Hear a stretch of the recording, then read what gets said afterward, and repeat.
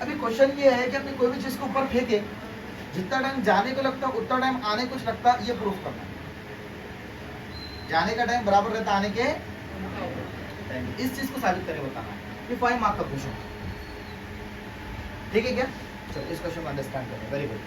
A stone thrown vertically upward, अगर किसी stone को अपन ने ऊपर फेंके तो अच्छा पहले कंसेप्ट समझो, ठीक है बच्चों। अगर हम क्या करते हैं, ये स्टोन को नीचे से ऊपर फेंकते हैं, यहाँ पर, यहाँ से कहाँ फेंके, यहाँ पर, ठीक है। तो जब हम नीचे से फेंकते हैं, जब मतलब शुरुआत 2 चीजों में हुई से, देखो यहाँ से फेंके यहाँ पर गया, तो जहां से शुरू करे अपन ने मोशन, उसका नाम रहता है इनिशियल वेलोसिटी, और ऊपर वाली फाइनल वेलोसिटी। समझ रहे क्या? जहां से अपन ने फेंका उसको इनिशियल वेलोसिटी, और जहां गया वो फाइनल वेलोसिटी। अब सपोज करो कि मोशन ऊपर नहीं हो रहा, मोशन किधर हो रहा, नीचे हो रहा, तो क्या होगा बोलो? ऊपर यू, नीचे फाइनल वेलोसिटी। समझ रहे बात को? बात समझ में आ रही अच्छे से ना बच्चों? क्या कोई पत्थर यहाँ से यहाँ तक गया तो आते वक्त इससे ज्यादा आएगा कि इतना वापिस आएगा? तो सपोज करो ये हाइट एच है, हाइट एच गया तो आएगा भी हाइट एच ही वापिस आएगा ना? क्या ऐसा तो नहीं हुआ करिश्मा हो गया बोले आते आते रास्ता बढ़ गया वो जाने का बोले उसका? वर्टिकली अपवर्ड भेजे अपने, ऐसा नहीं भेजे पत्थर को, सीधा ऐसा भेजे, वर्टिकली अपवर्ड सीधे ऊपर, ठीक है ना? तो जब वो ऊपर जाकर नीचे आएगा पत्थर को, तो जाहिर सी बात है कि डिस्टेंस जो है तो सेम रहेगा, हाइट जिसको बोलते हैं, राइट है। अपना जो फॉर्मूला था उसके अंदर कुछ नोटेशंस थे, जैसे u इज इक्वल टू, क्या था फॉर्मूला बताऊं? v is equal to u plus AT, v square is equal to u square plus s is equal to ut plus, ठीक है ना? इन दिनों क्या कहा गया? Kinematical equations. क्या कहा गया? Kinematical equations. बच्चों ये जो v है इसका मतलब है फाइनल वेलोसिटी, ठीक है, और ये जो a है इसका मतलब है, अच्छा u का, स्मॉल u का मतलब इनिशियल वेलोसिटी, ओके ना? ओके, और a का मतलब एक्सेलरेशन। अब यहाँ पर ग्रेविटेशनल एक्सेलरेशन आएगा। बताओ ग्रेविटेशनल एक्सेलरेशन नाम क्या था? बोलो बोलो, सही बोल रहे हैं। यस, ग्रेविटेशनल एक्सेलरेशन का नाम था g, ओके ना? क्यों? क्योंकि हम यहाँ पर जो मोशन कर रहे हैं under gravity motion, under gravity मतलब जमीन की कुव्वत कशिश की वजह से वो जमीन पर आ रहा है पत्थर, इसलिए यहाँ पर एक्सेलरेशन कौन सा है? g है, ठीक है ना? टाइम है कि टी जाने का और आने का टाइम है, तो एस क्या है बच्चों? बाकी सब सेम है, ठीक है ना? बात समझ में आ रही है अच्छे से ना? चलो इस जर्नी को थोड़ा सा मैं आपको इंटरेस्टिंग बनाता हूँ, समझो थोड़ा सा। इन तीनों इक्वेशन का इस्तेमाल करके हमने 2 नए इक्वेशन जनरेट किए। इन तीनों इक्वेशन का इस्तेमाल कर कर हमने 2 नए इक्वेशन जनरेट किए। एक इक्वेशन तो सेम ये है, ठीक है, s is equal to ut plus half a t का स्क्वायर, और एक इक्वेशन है s is equal to vt, s equal to vt minus half a t का square, s is equal to vt minus half a t का square. समझ रहे हो? कहां से आई है थोड़ा बतलाओ इक्वेशन, ये तो सब पता है ना? तो इसके लिए मैं चल रहा हूँ अभी ड्राइव करने के लिए, कहां से आई देखने के लिए, ठीक है? चलो मेरे पास ये इक्वेशन है v is equal to u plus AT, right है? अगर मैं u निकालूं तो क्या मिलेगा बोलो? v minus eighty. समझा क्या? मैंने इस इक्वेशन में से u निकाला, क्या मिला? v माइनस एटी, करेक्ट है? अब हम इस इक्वेशन में क्या करेंगे? u की वैल्यू रख देंगे। s इज इक्वल टू बोलो u कितना है? v माइनस एटी, और इंटू में t का t, देखो u की जगह पर ये सब आ गया, v माइनस एटी, t का t, प्लस हाफ एटी का स्क्वायर का हाफ एटी का स्क्वायर एज इट इज। सही बच्चों? अब देखो s is equal to v, अब t से ब्रैकेट खोलेंगे तो vt माइनस एटी का स्क्वायर, vt माइनस एटी का square, yes, vt minus a t का square, plus plus half a t का स्क्वायर। सही बच्चों? अब देखो s का s इज इक्वल टू का इज इक्वल टू ये vt का vt माइनस में हाफ ए टी का स्क्वायर जो है और यहाँ पर माइनस हाफ ए टी का स्क्वायर है, क्या हो जाएगा बोलो? नहीं जी बेटा, देखो यहाँ पर आधा ए टी का स्क्वायर है, यहाँ पर एक ए टी का स्क्वायर है, बचेगा कितना? आधा बचेगा ना। यहाँ पर एक ए टी का स्क्वायर है पूरा और यहाँ पर आधा ए टी का स्क्वायर है, माइनस प्लस माइनस होगा और एक ए टी के स्क्वायर में से आधा ए टी का स्क्वायर क्या बचेगा? कितना? आधा ए टी का स्क्वायर। बड़ा कौन है दोनों में? ये वाला बड़ा है कि ये वाला बड़ा है? ए टी का स्क्वायर बड़ा है क्योंकि इन्हें एक है, इन्हें आधा है, इन्हें छोटा है, तो बड़े की साइन कौन सी? निगेटिव, तो आंसर निगेटिव। बच्चों आ गया फॉर्मूला ये भी माइनस यहाँ से आए।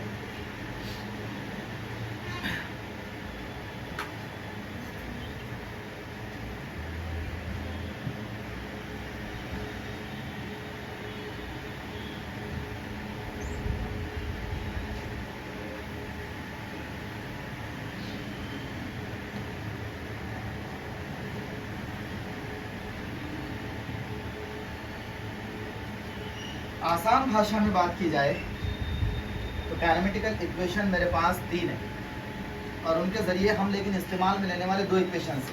एक तो h is equal to UT plus half T का स्क्वायर, दूसरा s is equal to VT minus half T का स्क्वायर। तो आपको कुछ याद नहीं रखना है, बस 2 इक्वेशन याद रखना है। बात सुनो, तीनों इक्वेशन बाद में काम में लेंगे, अभी इस क्वेश्चन के लिए 2 इक्वेशन काफी है। कौन से 2 इक्वेशन? वो 2 इक्वेशन मैंने भी खा कर दी। s is equal to UT plus half T का square, s is equal to VT minus half T का स्क्वायर। याद हो गया सभी को? आसान है, बड़े आगे। चलो तो अब हम क्वेश्चन स्टार्ट करने जा रहे हैं 5 मार्क्स वाला क्वेश्चन, जिसमें क्वेश्चन ये कहता है कि किसी पत्थर को जमीन से वर्टिकली ऊपर फेंका जाए तो जाने के लिए जितना टाइम लगता है उसे आने के लिए भी उतना ही टाइम लगता है। ये पॉसिबल केस है नहीं कि जाने को जितना टाइम लगे आने को उतना ही टाइम लगे, ऐसा पॉसिबल है नहीं। लेकिन उस केस में ये पॉसिबल है जब हम एयर रेजिस्टेंस को 0 मान लिया जाए, यानी कि चलती हुई हवा को और कुछ कंसंट्रेशन किए जाए ऐसे कि जिसमें एयर रेजिस्टेंस पूरा की पूरा 0 हो जाए, ठीक है, और ग्रेविटेशन इन्फ्लुएंस जो भी है तो वो यूनिफॉर्म रहे। कुछ ऐसे कंसिडरेशन है जिसके बाद ये चीज पॉसिबल है, जाने के लिए जितना टाइम लगेगा आने के लिए भी उतना ही टाइम लगेगा। लेकिन अगर एयर को रखते हुए ये किया जाए तो पॉसिबल नहीं है, क्योंकि एयर दरमियान में क्या करेंगे? एक अड़चन क्रिएट करेगी, एक रुकावट या रेजिस्टेंस क्रिएट करेंगे, करेक्ट है? इस तरह से उस वजह से वो पॉसिबल नहीं। लेकिन ये उस वक्त पर पॉसिबल है जब हम एयर रेजिस्टेंस को 0 मान लिया जाए, यानी यहाँ पर एयर को ना माना जाए, करेक्ट है क्या? तो कुछ कंसिडरेशन के बाद ये पॉसिबल है। तो अब हम इस क्वेश्चन को सॉल्व करने जा रहे हैं। आपको बेसिक टर्म सारे पता है, काइनेमेटिकल इक्वेशंस कौन से हैं। आप काइनेमेटिकल इक्वेशंस बोलो, मैं लिखूंगा, फिर उसको सॉल्व करेंगे अपन और जबरदस्त साबित करके बतलाएंगे कि जाते वक्त जितना टाइम लग रहा है आते वक्त भी किसी एक पत्थर को अगर उछाला जाए वर्टिकली अपवर्ड तो जाने को जितना टाइम लगता है आने को भी करके देखेंगे सॉल्व। चलो तो जर्नी स्टार्ट करते हैं। We know that kinematical equations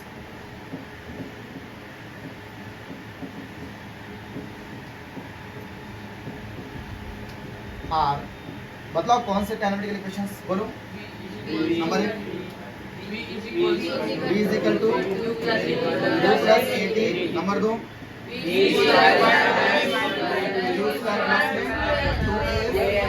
number 3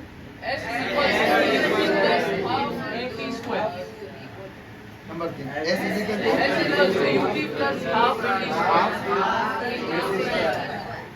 सही बच्चों, सभी को इतने लिखना आसानी से आ जाएगा।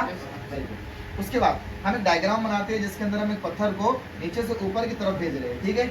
ये पत्थर को हम नीचे से ऊपर की तरफ भेजा, इनिशियल वेलोसिटी यहाँ पर u रहेंगी, राइट है, ओके, और फाइनल वेलोसिटी यहाँ पर 0 रहेंगी। इनिशियल वेलोसिटी कितनी रहेंगी मुझे नहीं पता, इसलिए मैंने कहा u रहेंगी, और फाइनल वेलोसिटी v 0 रहेगी। ये कंफर्म पता है क्योंकि वो रिटर्न इसलिए आ रहा है कि वेलोसिटी 0 हो चुकी है। दोबारा समझाओ, काफी है इस तरह से। चलो जब वो दोबारा ऊपर से जब नीचे आएगा ना, जब वो ऊपर से नीचे आएगा पत्थर, तो उसको यहाँ पर वाली वेलोसिटी तो 0 रहेंगी, यस, लेकिन यहाँ वाली वेलोसिटी अब बन जाएंगी u। क्यों सर? इस मोशन के लिए इनिशियल ये है, इस मोशन के लिए इनिशियल पॉइंट ये था, फाइनल ये था। इस ऊपर से नीचे आने के लिए इनिशियल पॉइंट ऊपर का है, नीचे का पॉइंट फाइनल है, यस। तो ऊपर वाली वेलोसिटी अब बन गई 0, क्योंकि ऊपर 0 है बोल के नीचे आ रही है ना, फिर वेलोसिटी बढ़ते बढ़ते बढ़ते नीचे जा रही है। राइट है रॉन्ग है? तो बेटा देखो यहाँ पर कितना हो जाएगा बताओ, v is equal to u is equal to तो 0 रहेगा और v तो v रहेगा।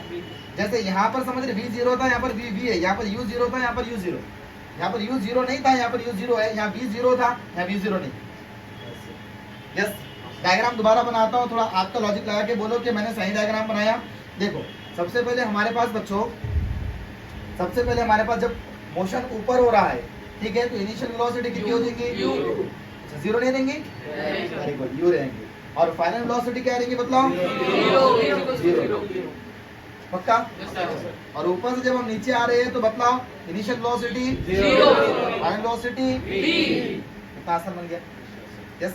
अच्छा बच्चों, जब हम ऊपर जा रहे हैं तो एक्सेलरेशन निगेटिव रहेगा, मतलब एक्सेलरेशन बराबर माइनस जी करेगा। पूछो क्यों? एक्सेल भाई जमीन नीचे खींच रही है और हमारा पत्थर ऊपर जा रहा है, जाहिर सी बात है माइनस जी आएगा। और जब डायरेक्शन सेम हो जाए, जमीन भी, पत्थर भी नीचे आ रहा है, जमीन भी नीचे कर रही है, तो यहाँ पर ए इक्वल टू क्या आ जाएगा? देखो यहाँ पर a माइनस जी लिए, यहाँ a प्लस जी लिए, यहाँ पर एक्सेलरेशन क्या लिए? माइनस जी, यहाँ पर एक्सेलरेशन प्लस जी। क्यों? यहाँ डायरेक्शन चेंज है, जमीन नीचे खींच रही, पत्थर ऊपर जा रहा, डायरेक्शन चेंज है इसलिए माइनस जी, यहाँ पर डायरेक्शन सेम है इसलिए प्लस जी। दोबारा समझा काफी है? डायग्राम अगर समझ में आया तो खुद को समझ आएगा, ठीक है? अच्छा ठीक है, इसके लिए सपोज करो टाइम t1 लग रहा, कितना टाइम लग रहा जाने के लिए? t1। इसके लिए टाइम सपोज करो t2, ठीक है। हाइट कितनी है दोनों की बोलो? h हाइट है, जिन्हें जितना ऊपर जा रहा उन्हें भी नीचे उतना ही आ रहा है, सही है ना बच्चों? हाइट h, h1 h2 मानेंगे, h मानना काफी है, हाँ, क्योंकि हाइट सेम, ठीक है। हमने t1 t2 क्यों माना? क्योंकि साबित करके बतलाना है t1 t2 के बराबर है, वरना t लेते थे इसको, राइट है? Height h। चलो तो प्यारे बच्चों, आपको ये बात अच्छे से समझ में आई। काइनेमेटिकल इक्वेशन से 2 इक्वेशन बने थे, कौन से इक्वेशन थे बतलाओ? काइनेमेटिकल इक्वेशन से कौन से इक्वेशन बने थे बोलो? ठीक है, पहले वाली इक्वेशन अपन क्या करेंगे, s is equal to ut plus half dt का स्क्वायर लगा देंगे और बाद वाली इक्वेशन को इस तरफ लगा देंगे, ठीक है। चलो पहले वाली इक्वेशन मतलब when the particle, when the stone go up, okay. तो condition number 1, when stone go up, जब पत्थर ऊपर जाता है, राइट है। चलो जब पत्थर ऊपर जाता है तो हमें बतलाओ क्या क्या चीजें हमारे पास रहती, देख लीजिए। फॉर्मूला क्या है? s equal to ut plus half dt का स्क्वायर, राइट है? ओके चलो s बच्चों, s तो हाइट है, s क्या है? हाइट है ना? s का मतलब क्या है? हाइट है। कहीं पर भी s आएगा तो मतलब डिस्प्लेसमेंट है, डिस्प्लेसमेंट यहाँ पर हाइट है, वर्टिकल डिस्प्लेसमेंट है, राइट है? चलो ओके, u कितना है? पहले वाले केस में पत्थर जब ऊपर जा रहा है u कितना है? देखो जरा u कितना है पहले वाले केस में? नहीं पता, तो u को u लिखेंगे, ओके, u को u लिखेंगे, चलो मसला नहीं। ओके, t कितना है? t1, टाइम तो t1 है ना, पक्का ना? और a कितना है बच्चों बताओ? माइनस जी, ठीक है, कंफर्म? अच्छा बच्चों, यहाँ पर हम क्या करेंगे, इस फॉर्मूले के बजाय हम v का फॉर्मूला इस्तेमाल करेंगे, क्योंकि v 0 मिल रहा, और v 0 मिला तो हमारा आंसर यहाँ पर 0 हो जाएगा। तो v वाला फॉर्मूला क्या बिठा सकते बताओ आप मुझे यहाँ पर, बोलो। s is equal to vt minus half yes. चलो बताओ v कितना है मेरे पास यहाँ पर? 0। पहले वाले केस में हाइट h है, u है, v 0 है, g माइनस a माइनस जी, और t1, t क्या है? t1 जी बेटा, u हाँ नहीं है तो नहीं भी लिखे तो चलेगा, नहीं भी लिखे तो चलेगा, ठीक है ना?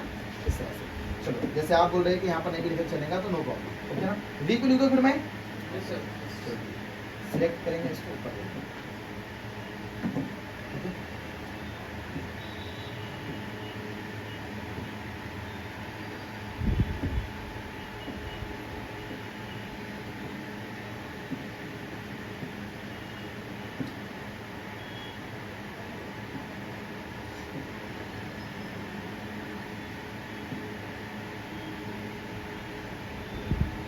क्या था? t1 था क्या? हाँ सर, t1।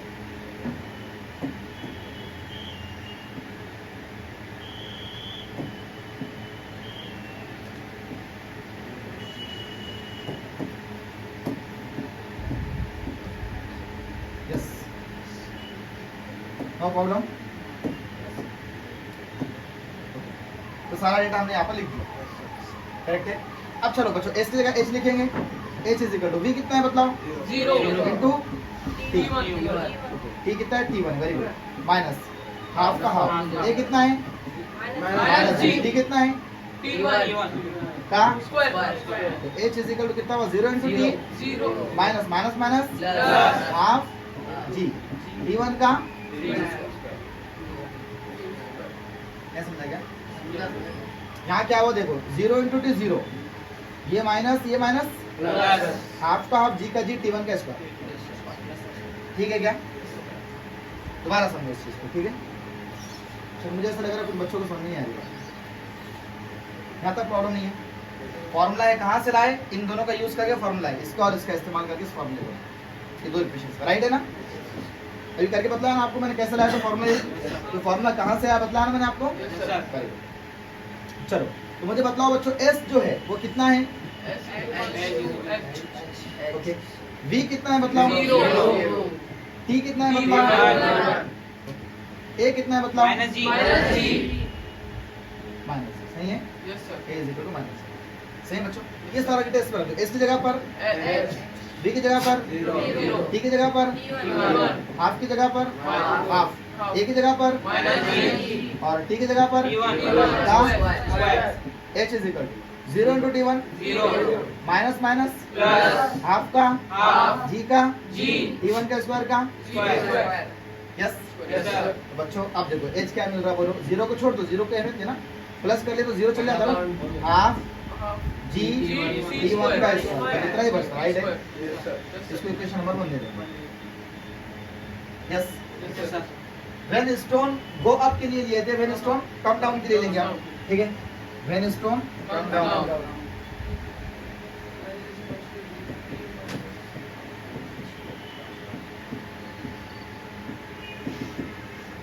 चलो बतलाओ, स्टोन जब नीचे आएगा तो फॉर्मूला कौन सा बैठेगा बोलो, S is equal two plus, yes, height कितनी है सेम है एच, इनिशियल वेलोसिटी कितनी है आते वक्त यू 0 ओके, ए जी और टी, T2 सभी को समझ रहा है क्या? देखो जरा अच्छे से, वैल्यू से बराबर, चलो तो s is equal to h, u is equal to 0, a is equal to g, t is equal to T2 अब हम इन वैल्यूज को यहाँ रख देंगे, h is equal to u की जगह पर 0, t की जगह पर प्लस हाफ का a की जगह पर g, t की जगह पर T2 का स्क्वायर, यस। अब बदलो 0 into T2 plus half g T2 का स्क्वायर, तो बताओ आंसर कितना है, h is equal to half g square half g का स्क्वायर, ये बनी इक्वेशन नंबर 2 देखो बच्चों जाने का हाइट और आने की हाइट सेम है, तो h is equal to h हो सकता, जाने की हाइट बराबर आने की हाइट, राइट, तो h is equal to h लिख सकते हैं, जाने की हाइट बराबर है आने की height is same, therefore h is equal to h, यानी जाने का जो h है आने का h के बराबर है। तो जाने का h कितना मिला आपको, इधर देखो जरा, जाने का h कितना मिला आपने, h is equal to h में हाफ जी T1 का स्क्वायर, आने का h कितना मिला हाफ जी स्क्वायर, देखो बच्चों जाने का और आने का बराबर मिला क्या, यस।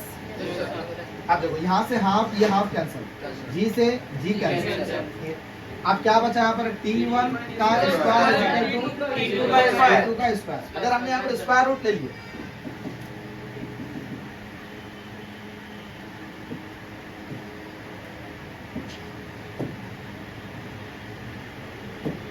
T1 का square is equal to T2 का स्क्वायर, राइट है।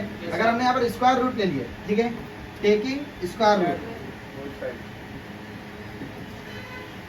बोथ साइड, चलो ठीक है, तो क्या होता है बताओ, यहाँ पर भी स्क्वायर रूट आता है, उधर भी स्क्वायर रूट आता है, तो क्या हो जाएगा बताओ, इस तरह होगा ये अंडर रूट T1 का square is equal to under root T2 का स्क्वायर, राइट है, दोनों तरफ रूट लग गया, यस, रूट दो तरफ लग गया, तो बताओ बच्चों कैंसिल कौन होने वाला है? स्क्वायर और रूट कैंसिल, स्क्वायर और रूट कैंसिल। क्या बचा बोलो फिर? D1 क्या मिला फिर? D1 इज इक्वल टू यही तो साबित करना था ना, जाने का टाइम बराबर आने के टाइम पे। हमने वही तो माने थे ना, जाने का टाइम T1 था, आने का टाइम T2 है, बराबर आ गया। T1 is equal to T2, जाने का टाइम और आने का टाइम बराबर है। 5 मार्क के लिए क्वेश्चन आते हैं। समझ में आ रहा है क्या अच्छे से? Yes, sir. 100% श्योर है कि एक दो बार रिवाइज करोगे काफी है? पक्का? क्या करना होगा? सबसे पहला काम पैरामेडिकल इक्वेशंस याद करने होंगे, डायग्राम को समझना होगा कि जाते वक्त u वेलोसिटी है तो ऊपर 0 हो जाती थी, फिर आते वक्त ऊपर u 0 है क्योंकि ऊपर 0 है बल्कि नीचे नहीं आ रहा।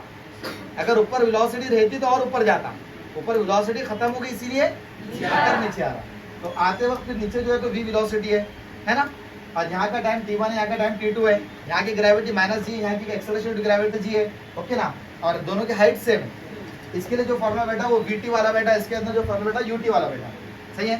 तो यहाँ पर फॉर्मूला पुट करके डेटा को अपन ला लिया और जो h मिला और ये h दोनों को इक्वेट कर दिए, h is equal to h। जब दोनों को इक्वेट करें तो यहाँ पर सब वैल्यूज कट हो गई और T1 square is equal to T2 square मिला। फिर T1 स्क्वायर और T2 स्क्वायर का स्क्वायर रूट करें तो आंसर आ गया T1 is equal to D2 बच्चों ये लास्ट टॉपिक था आपके चैप्टर का और अल्हम्दुलिल्लाह हमने इस चैप्टर को यहाँ पर ख़त्म कर दिया। लेकिन अभी हमें इसके न्यूमेरिकल्स करने हैं, ठीक है। थ्योरेटिकल कंटेंट खत्म हुआ चैप्टर का, न्यूमेरिकल्स किसे कहते हैं समझ रहे हो? प्रॉब्लम जो मैथमेटिकल प्रॉब्लम होते हैं वो करना। तो मैथमेटिकल प्रॉब्लम के लिए इंशाल्लाह आगे जैसे पॉसिबल हुआ देखेंगे। अभी फिलहाल आप इस चैप्टर को यहाँ तक पढ़ लें, आपके लिए सफिशिएंट है। एक क्वेश्चन बैंक रिलीज होगा आज शाम में, आपको क्वेश्चन बैंक मिल जाएगा ग्रुप के अंदर कि आपको कितने क्वेश्चंस पढ़ने हैं फॉर पर्टिकुलर चैप्टर, ठीक है। तो आप जब अपनी स्टडी करेंगे तो उस वक्त पर क्वेश्चंस को ध्यान में रखें।